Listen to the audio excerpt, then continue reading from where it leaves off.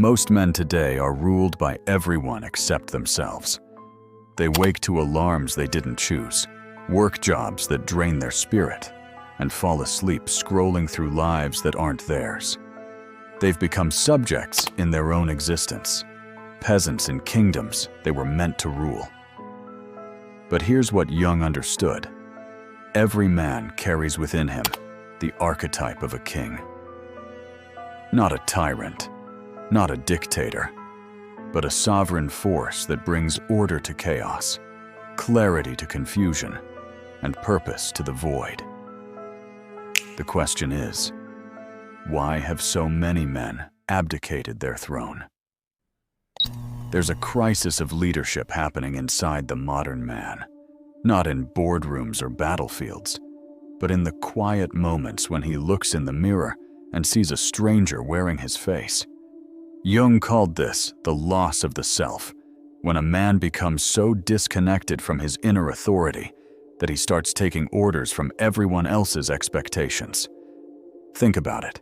How many decisions did you make today that were truly yours?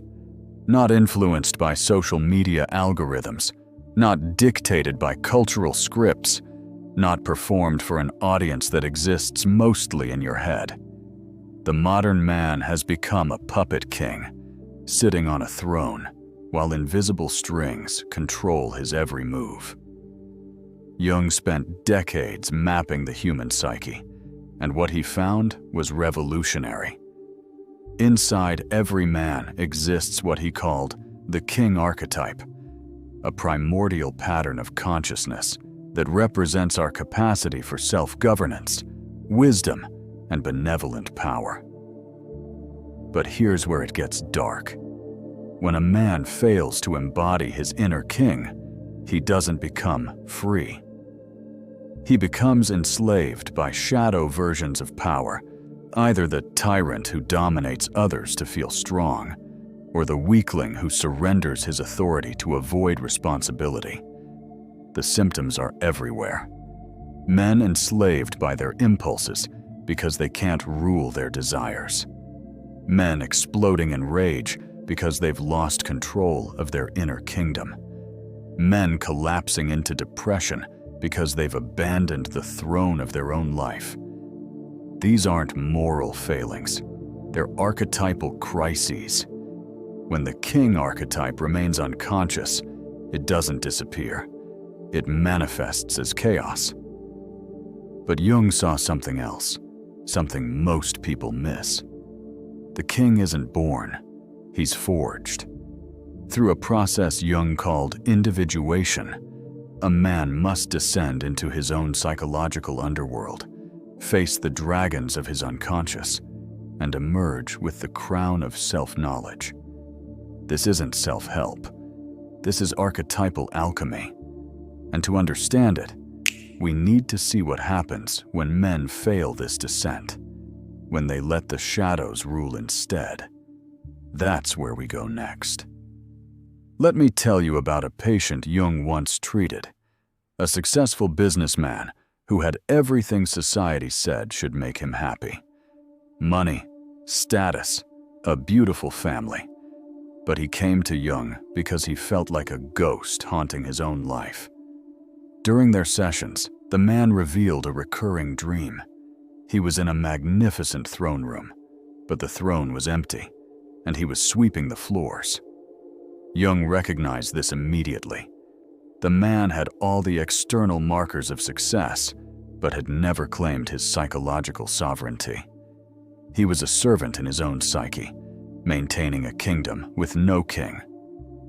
This is the shadow of modern masculinity. Men who achieve everything except authority over their own existence.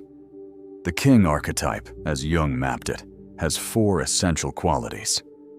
First, ordering, the ability to bring structure to chaos, both internally and externally. Second, blessing, the capacity to affirm life, to say yes to what serves the kingdom and no to what threatens it. Third, fertility, not just biological, but creative and generative power. And fourth, centering, becoming the stable axis around which life can revolve. But here's what happens when these qualities remain dormant. Without ordering, a man's life becomes chaotic, reactive, driven by every impulse and external pressure. Without blessing, he becomes either inflated with false pride or deflated with self-contempt. Without fertility, his life becomes barren of meaning, producing nothing of lasting value. Without centering, he's blown about by every wind of opinion, every trending ideology, every voice except his own. Jung wrote, "The privilege of a lifetime is to become who you truly are." But for men trapped in the shadow of the king, this privilege becomes a prison. They know something is missing but can't name it. They feel the weight of an unclaimed crown, but don't know where to find it. The modern world has made this worse. Social media has turned everyone into performers, seeking validation from invisible audiences. Consumer culture has replaced inner authority with external acquisition. Even relationships have become transactions, where men trade their sovereignty for approval. The result? Millions of kings living as beggars, not realizing their royalty in exile from their own kingdom. But the darkest part isn't the abdication itself. It's what fills the void. When a man doesn't occupy his throne, shadow kings take over. The tyrant who mistakes domination for strength, crushing others to feel powerful. The weakling who confuses submission with virtue, letting life happen to him rather than creating it. These aren't separate people. They're latent potentials in every man who hasn't integrated his king energy. I've seen it manifest in devastating ways. The executive who rules his company with an iron fist but can't govern his own emotions. The nice guy who lets everyone walk over him, then wonders why he seethes with hidden rage. The father who either dominates his children or disappears from their lives, never finding the balance of benevolent authority. These are kingdoms in civil war, torn between tyranny and abdication, because the rightful king never took his throne. Here's what changes everything. The moment a man realizes the kingdom he's meant to rule isn't external, it's internal. Jung discovered that true power doesn't come from controlling others or circumstances. It comes from sovereignty over one's own psyche. This is the difference between force and authority, between domination and leadership, between a tyrant and a king.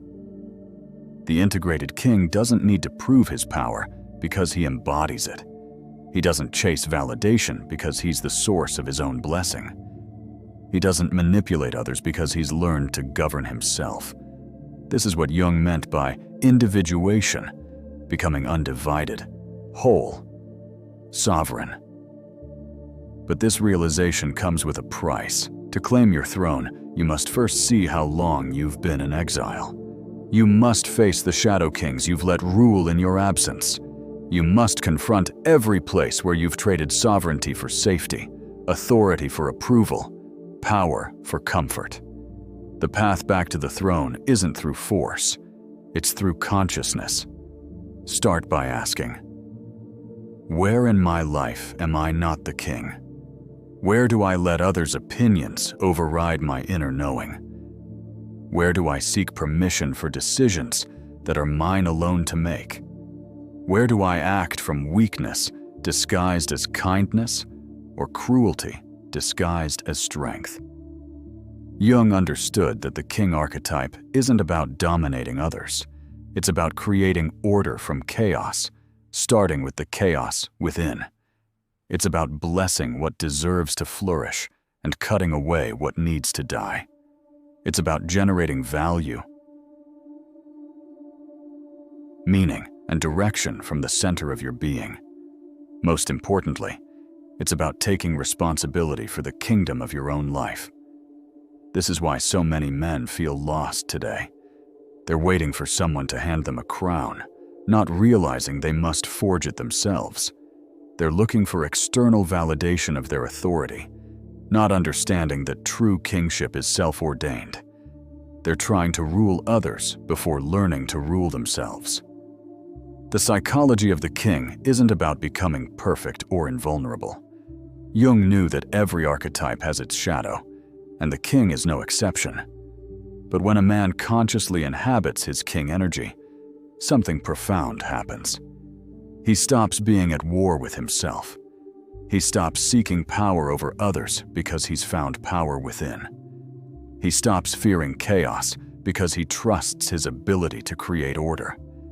This is the throne that awaits every man brave enough to claim it. Not a throne of gold and jewels, but of integrated consciousness. Not ruling over others, but sovereign within himself. Not perfect, but whole. Not without shadow, but aware of it. Jung left us with this truth. Who looks outside, dreams. Who looks inside, awakes. The king archetype isn't sleeping within you. It's waiting. Waiting for you to stop seeking external coronation and recognize the crown you've always carried. Waiting for you to stop asking permission to be powerful and start exercising the authority you already possess. The kingdom needs its king. Not the tyrant who rules through fear, not the weakling who rules through manipulation, but the conscious king who rules through integrated power, clear vision, and grounded wisdom. The question that remains, will you take your throne, or will you spend another day sweeping the floors of your own palace? The choice has always been yours. That's what makes you a king.